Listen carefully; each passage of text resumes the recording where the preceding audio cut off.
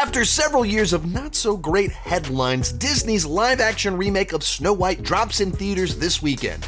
So let's talk about it.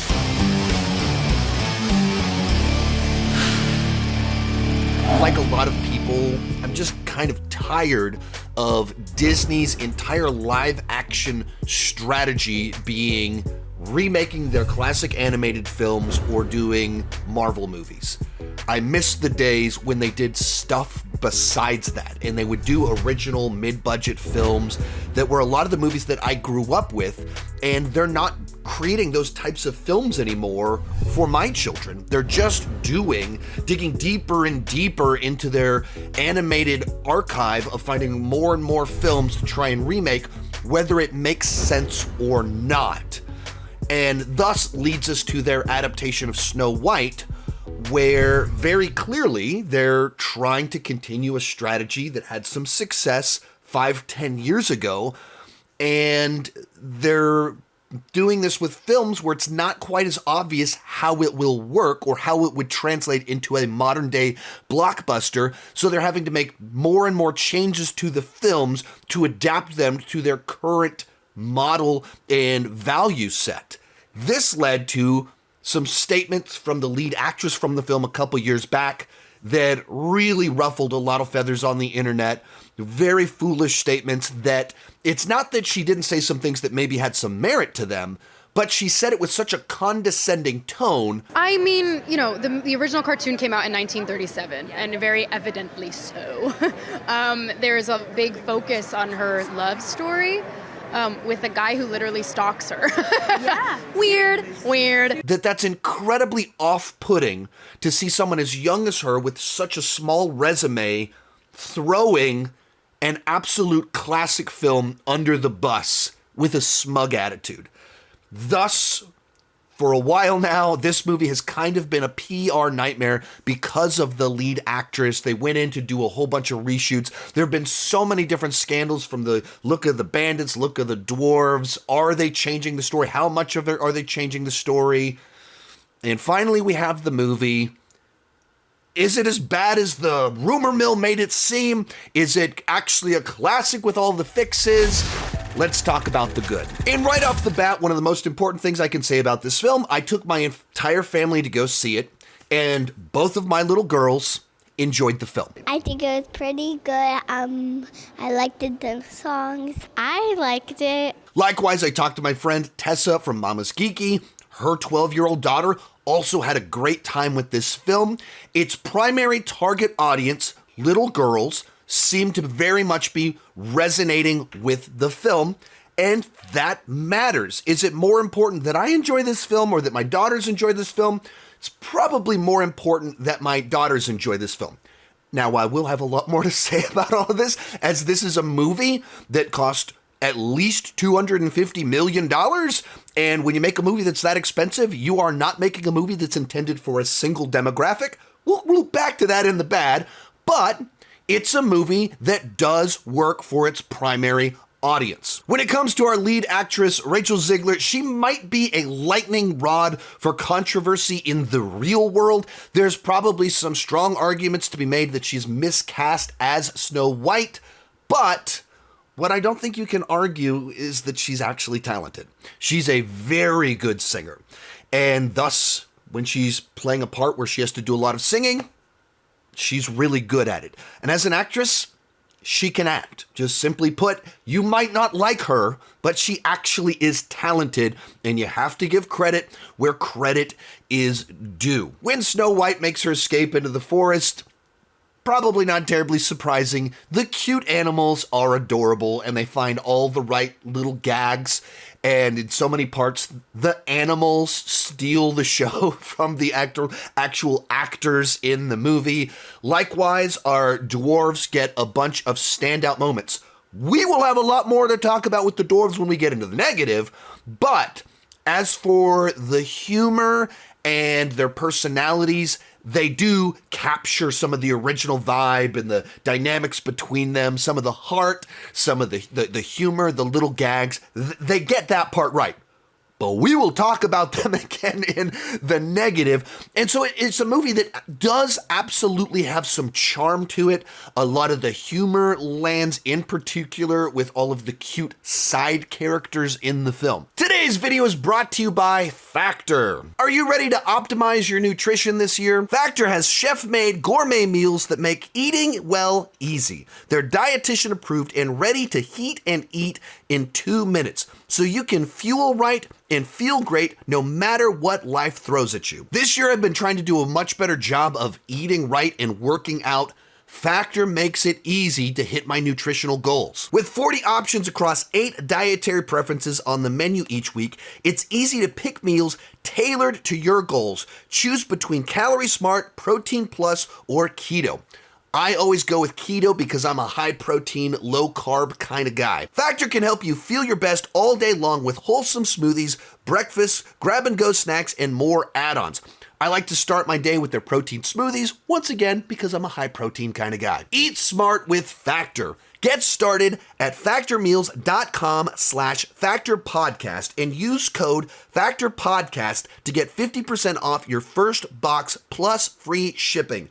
That's code factorpodcast at factormeals.com/factorpodcast to get 50% off plus free shipping on your first box. And in their efforts to expand the story and convert, a little romance into this big blockbuster, and the stuff they added, it feels more coherent and consistent than I was expecting. We'll have more thoughts on it later on, but as they kind of bring in this more epic story and more layered, complex backstory for everything kind of going on, there's a lot of ways where it actually kind of, the pieces fit together better than it might have. There's a lot of ways it could have gone very wrong, and there are a lot of things that do go very wrong, but also it's like, okay, this actually feels fairly coherent. I see what you're doing here, and it largely works. All of that to say, its target audience, little girls, seem to really enjoy it. And as a movie that had so many horrible headlines surrounding it going in, it's not a total train wreck. There's a lot of things here that do work, and there's a number of things about it that are still charming, and it feels more cohesive than I was expecting given how many reshoots there were for the film. But there's a lot of things here that don't work and a lot more things to talk about. Let's move on to the mixed aspects of the film. Because the lead actress's statements were so polarizing and so incendiary for so many people, it sort of creates a certain set of expectations going into the movie where you head in looking for what she said. So no prince or a different kind of prince? We have a different approach to what I'm sure a lot of people will assume is a love story just because, we cast a guy in the movie. Where she made statements about how outdated the original was, and it's not about true love, and she doesn't need to be saved by a prince, and we might cut the prince out of the movie. Those are really bold statements that rub a lot of people the wrong way. The reason Snow White is being remade is because it's a classic with a built-in audience. And in both cases, when you're like, this classic, there's a lot of problems with it. It's very evidently made by people 80 years ago. That rubs people the wrong way. The fan base, the exact people, you're making this movie because they exist and they like the old one. So the way you say that, the way you say you're modernizing it really matters. But the thing is, the movie that actually came out is not really what she described. This isn't really spoilers if you've seen the original film. So what I'm about to say is stuff that's in the original film that's also in the remake. But she is saved by the prince in True Love's Kiss. I'm sure that that's reshoots. Because in light of what she said before the this interview before the reshoots, it sounds like he's a very minor character that's not very important. True love, romance isn't a big part of the story. It's really not about the love story at all, which is really, really wonderful. And whether or not she finds love along the way is anybody's guess until 2024. All of Andrew's scenes could get cut. Who knows? It's Hollywood, baby. And you watch the movie, and it's just as important in this film as it was in the original film. And so I think they saw the test screenings and people like, what did you do to Snow White? You removed like the most iconic parts. Like, what are you doing? And they changed it and they reshot it. And even as you kind of watch the way the third act plays out, it doesn't entirely, like with who is and isn't there, doesn't it flow entirely naturally in light of who you would think would be really important in light of what came right before it, because I think what came right before it was reshoots. And I think they listened and they went, oh crap, we really need to make this thing a lot more like the original film. So if you go into this expecting to be angry with it for it just violating the original, it doesn't violate the original one nearly as much as her statements would have implied. It adds to it. It adds the layers. It adds this whole thing about her being a princess that's reclaiming the throne, and we'll kind of talk about that in just a little bit, but it adds to it, but it keeps all the other stuff in there too, for the most part. It doesn't cut. And I think that's what made her comments before so offensive, is like, that stuff's so dated. We cut that stuff out. You don't need the prince in the movie. We cut that out. People will assume it's a love story just because, like, we cast a guy in the movie with a guy who literally stalks her. Yeah. Weird. It's really not about the love story at all. All of Andrew's scenes could get cut. Who knows? It's Hollywood, baby. No. It's in there still. They added. That's why I'm pretty sure that's reshoots. Other people, I believe Jeremy Johns has implied that he thinks maybe all the stuff with the dwarfs was reshoots, which would explain why it doesn't look very good. And there's bandits and there's dwarfs in the movie. And you could see how could be massive reshoots in the middle of this film that they were trying to fix all this stuff. Feels pretty coherent in light of how many reshoots they had and how much they almost certainly reworked this movie. Feels pretty consistent, coherent. But it's a movie that almost certainly is not what they originally set out to make. And I think whatever they originally set out to make would have just infuriated people in a way that this movie isn't actually all that infuriating. I don't think it's particularly great or good, but it's not infuriating the way that it seemed like it was going to be in light of her initial statements. From there, let's move on to the bad. And the big problem here is that I think inherently trying to convert the original 1938 Snow White into a 21st century blockbuster is a flawed endeavor. That was not a movie designed to be this big, gigantic $150 million spectacle film that could make $1 billion in the current landscape. It was cutting edge, groundbreaking at the time, but it was also, by all definitions, like the most archaic feature-length animated film of all time, because it was quite literally the first one. It's the oldest one. And so it was breaking all the ground. It was cutting the path, but there were so many limitations. And storytelling over the last 85 years in family entertainment has gotten a lot more sophisticated and advanced and grown and developed on the path that movie cut. So when Disney's entire live-action strategy is just, let's adapt the past into blockbusters. Let's take our old animated movies and make them new modern-day blockbusters. This gets into a lot of trouble because they have certain value sets, expectations for what these movies need to be, what they need to represent, that do not line up with the original film was. So, for Snow White to be a 21st century blockbuster, 4-quadrant blockbuster for Disney that'll make $1 billion, all of us, that lines up with their value sets, all of a sudden you have to turn Snow White into something completely different. Thus, Snow White can't be someone that is just kind of saved by everyone around her and true love's kiss. She's a princess that needs to reclaim the throne to beat fascism. Like, she has to be a totally different character with a different role than what she originally was.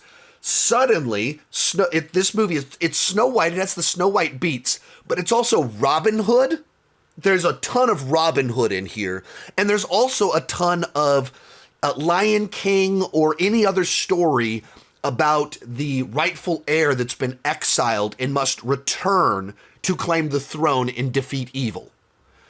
Suddenly, Snow White goes from this cute, charming little love story with cute animals and cute dwarves and humor into this big, epic story of winning a kingdom, defeating evil. Because it has to fit in line with being a blockbuster. And that has the scope and size must be bigger. You've got to have some swordplay and some adventure and crossbows so that boys will show up to it. And you can't just have a simplistic, passive lead female character. She must be really important and a proactive character. So everything is converted into something different. And you lose what made Snow White Snow White. And it gets lost in blockbuster cliches. Snow White's in here a little bit, and I'm pretty sure with reshoots they added more Snow White back into it. But it's surrounded by all of this stuff that reminds you of all of these other movies. That the bandits in the woods, the evil fascist ruler, the return of the king, the return of the princess to claim the throne. Like, we've seen that so many times before in better films where it fits. And here, it doesn't really fit, and it doesn't really serve the story. But it's Disney with a very flawed business model. We have to remake the past, but we have to remake the past into 21st century blockbusters that check all of the right boxes. And not everything converts very well. Snow White does not convert into that very well.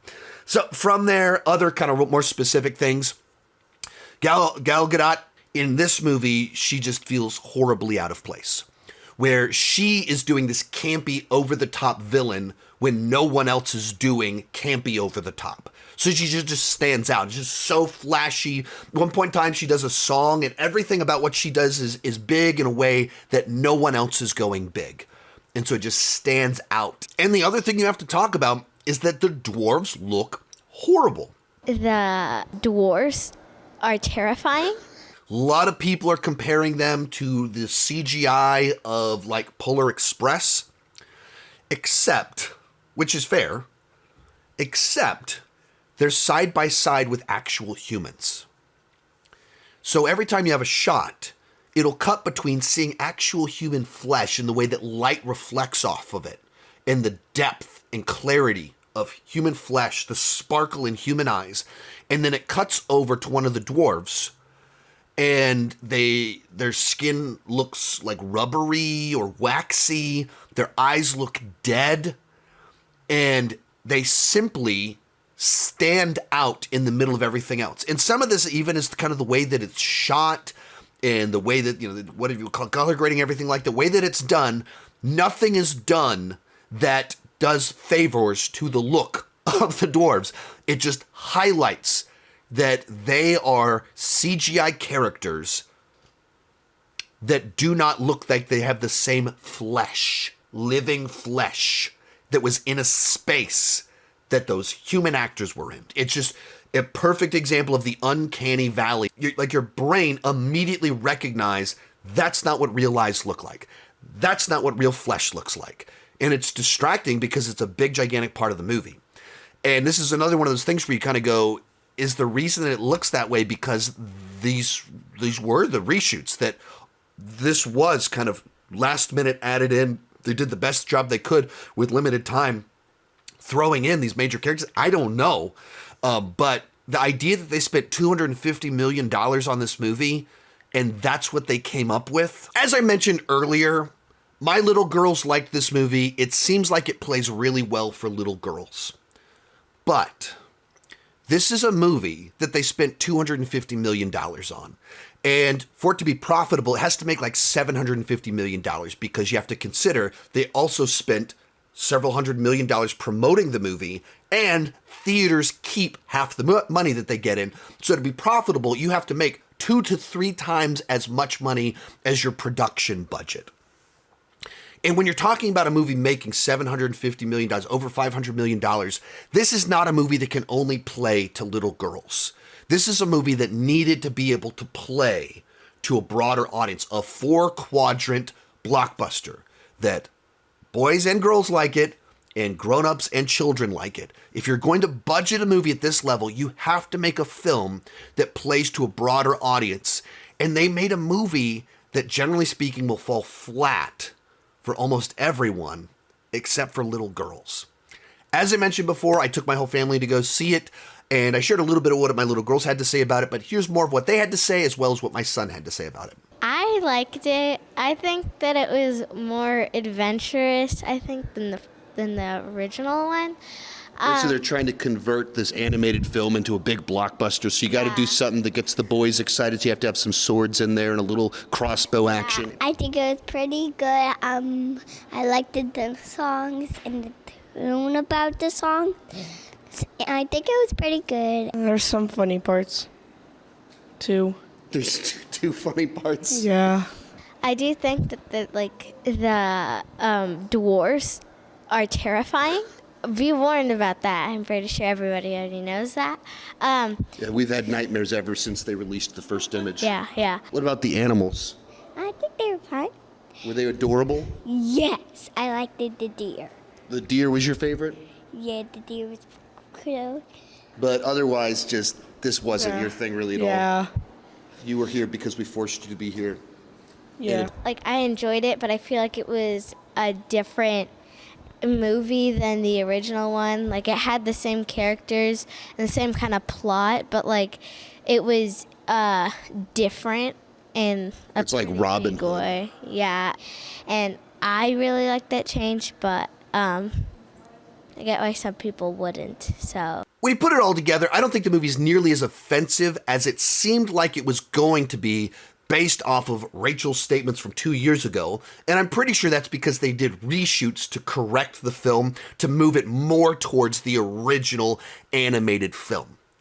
But that doesn't mean it doesn't have a lot of gigantic problems, all stemming from the fact that the original animated film was not designed to be a 21st century, 200 million plus budgeted blockbuster. And as soon as you try and take this small, cute little love story with cute creatures and animals and convert it into this big thing over here, it loses what made it unique in the first place. All of its distinct, unique value gets lost because it's surrounded by all of this generic blockbuster stuff that we've seen far too many times before. And thus, it's just another one of these movies. Maybe it's a little bit more to your taste, so you like this one a little bit more than others.